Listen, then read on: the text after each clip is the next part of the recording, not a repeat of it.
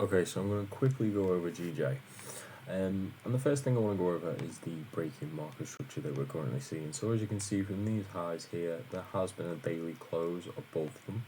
So as we would call that in market structure, that is a breaking structure. And it's quite simple. In a trending market, you would see higher highs, higher lows, higher highs, higher lows, higher highs, etc.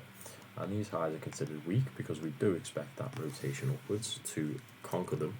And these higher lows here we expect to be, we call strong because we expect them to be held. So weak highs, strong lows. Super simple.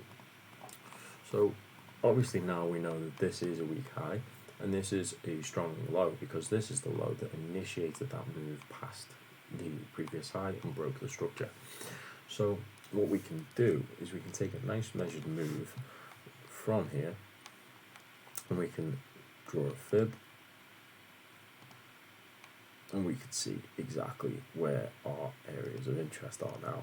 So we can clearly see that price hasn't even yet touched the 382.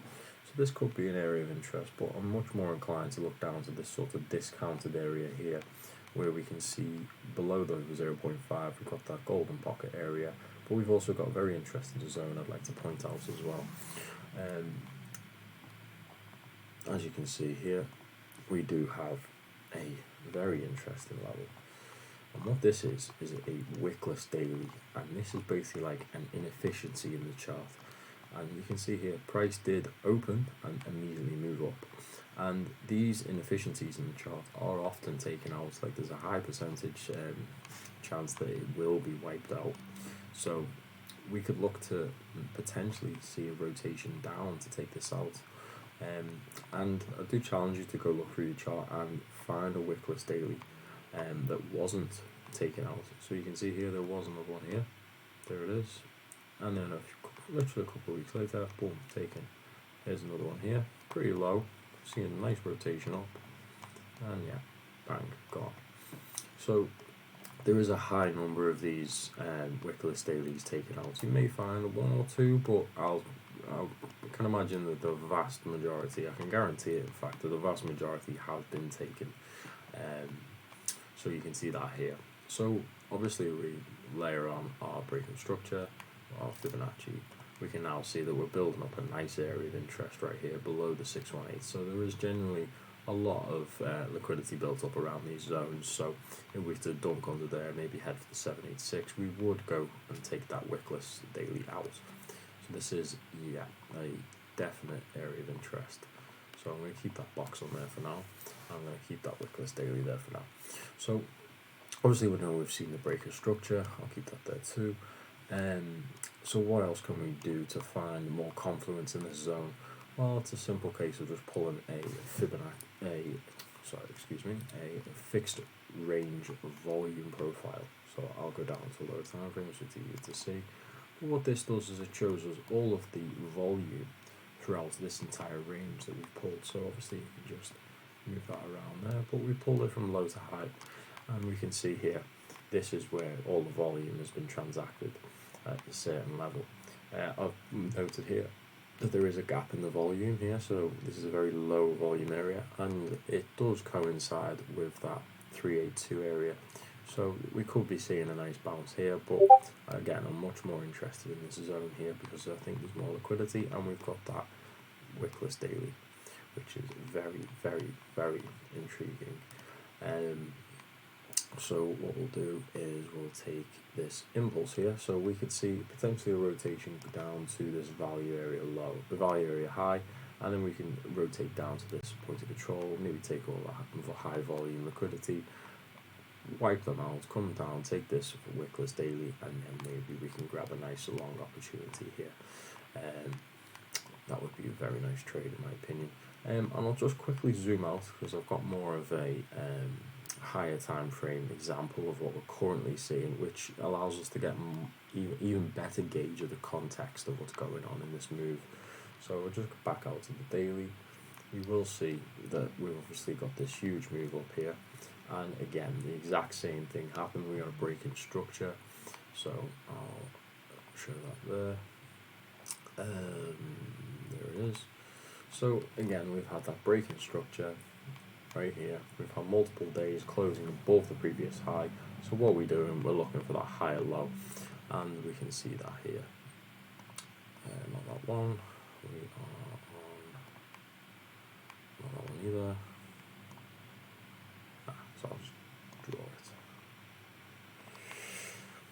So yeah, you can see that we are bouncing around this 618 area. I'm pretty sure we hit a exact 705.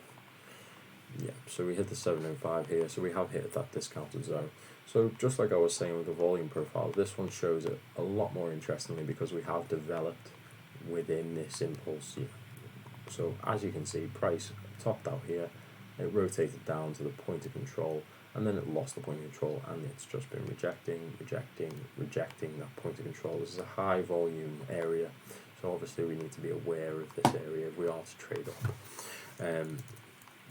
So obviously once it's rejected from the point of control, the way these things work is you've got three levels and they basically work like a range. They just expected to rotate to the next level above.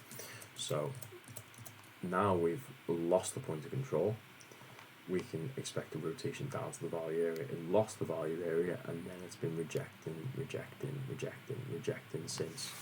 So it's not able to actually claim and hold with a decent amount of volume, a decent enough of buyer interest to reclaim this value area, at which point we would expect a rotation back up to this value area, this point of control.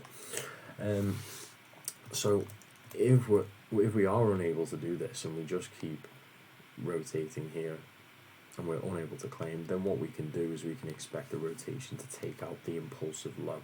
But since the market structure is with us, I think it's a better idea to maybe look for this rotation up, especially since we've got that more local market structure that is showing us that there may be another higher low incoming. So as we know, market structure is king and volume is queen, so we can take that accordingly. Another thing to point out over here is we do have some high time frame closes. So if you come onto the weekly time frame, you can see there was a weekly close here, there was another weekly close here, another weekly close here, and we've got a couple of daily closes, one up here, and there was another one down here, but we'll just mark that as a weekly.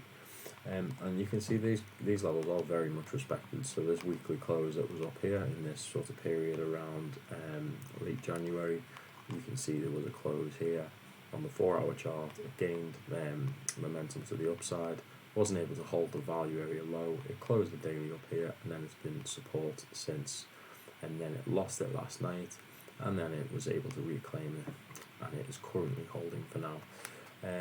So what we could potentially look for to happen is we either hold it here, we gain this value area low, and then we look for that rotation up to the point of control.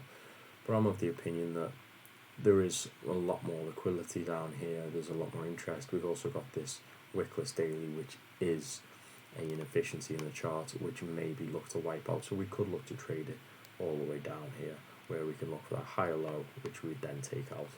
So there's a much better risk reward trade here than there would be here. So it's quite simple in that respect. The next thing I'll show is the local range. So again, we have a fixed range volume profile. This is showing us all the volume throughout this entire time period here. So we've gone from the 20th of December to the 16th of Feb. As you can see, price has been rejecting from the value area high. This is where value is considered high, and the point of control, which is where the most volume is. It was lost last night, but now it's been gained, and it is sort of holding here. So I'll just make sure that's fully extended.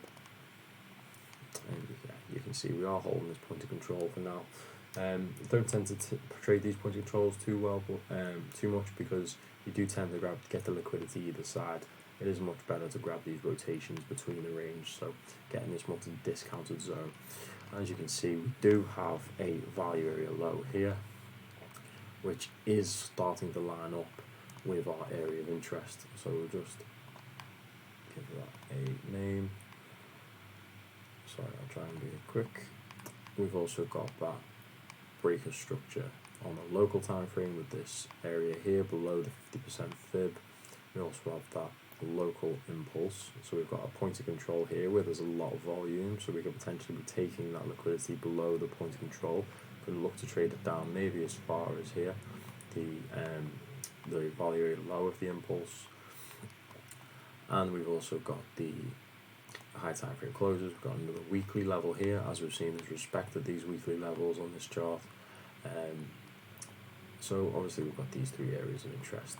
We've got this this Fibonacci here, so we've got 382 at that volume gap, and we've got that 50% at the value area high. So this is, you know, very much interests, very much zones of interest, and that wickless daily, which I'm very much looking to be taken out. And yeah, that was pretty much it. There was also just quickly a parallel channel, I believe. If we go down to the lower time frames, we can see that price is sort of rotating down here now. Take parallel channel. So we could potentially look to watch this trend develop throughout the day. We go down to a 30-minute time frame. You can see there's nice respect on the midline. So potential of this price just grinding down to our areas of interest now. So we could be looking to this zone maybe around the end of the month. But we'll see. And yeah, thanks for your attention. Thanks for watching. Cheers.